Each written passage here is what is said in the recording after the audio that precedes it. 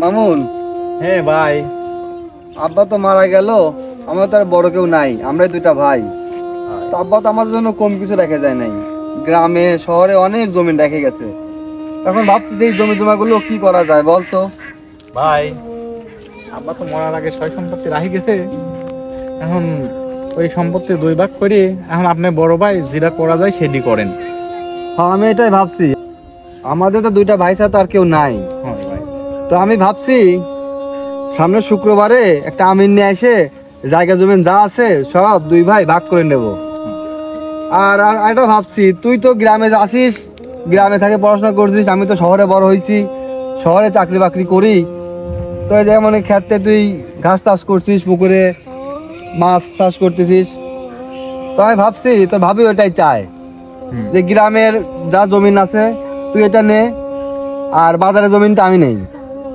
আর গ্রামে আব্বাই যে বাড়িতে আছে ওই বাড়িতে তুই থাক, আর শহরের বাড়িতে আমি থাকি।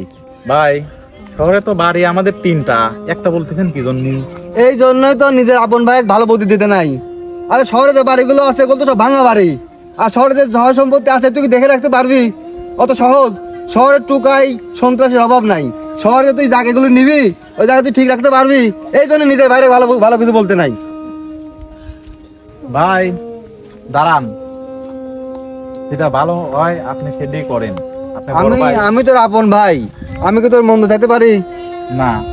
তাহলে কথা কিন্তু ওইটাই, গ্রামের মাঠের জমি আর গ্রামের বাড়িতে তুই থাকবি, আর বাজারের জমি আর শহরের বাড়িগুলো আমি নেব, ঠিক আছে? আচ্ছা আচ্ছা চল। এভাবেই বড় ভাই তার ছোট ভাইকে ঠকিয়ে সকল সম্পত্তি হাতিয়ে নেয়। আমার জুতা জোড়া নিয়ে আসো তো।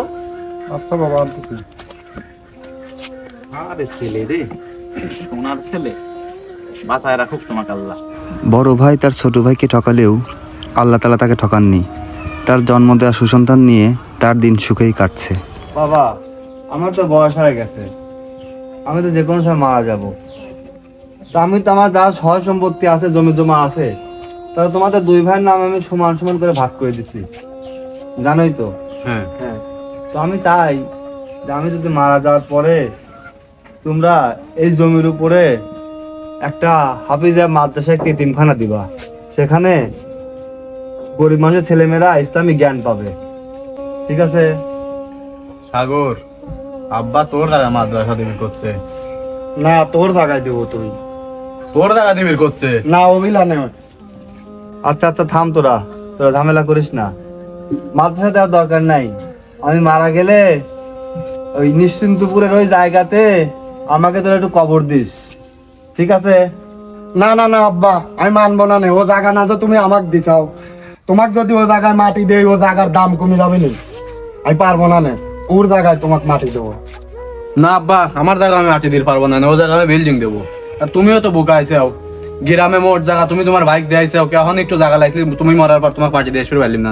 তুমি মোট জায়গা তুমি তোমার বাইক দিয়েছাও, এখন ওই জায়গা তোমাকে মাটি দিলে ওই জায়গা আমি বিল্ডিং দেবো। আমি আসলে অনেক বোকা, এজন্যই ছোট ভাইকে ঠকিয়ে শহরের সকল দামি সম্পদগুলো আমি নিয়েছিলাম। বাবারে, আসলেই আমি বোকা, আমি আসলে এতটাই বোকা যে আজকে 3.5 জায়গাও আমার জন্য হচ্ছে না, ঠিক আছে? তোরা আমাকে আমার গ্রামের কবরস্থানেই কবরস্থ করিস, তোদের কারো জায়গা আমাকে কবর দিতে হবে না। মানুষকে ঠকিয়ে এই দুনিয়ায় সম্পদের পাহাড় করে কি লাভ? মরে গেলে তো ওই 3.5 জায়গায় নিতে হয়।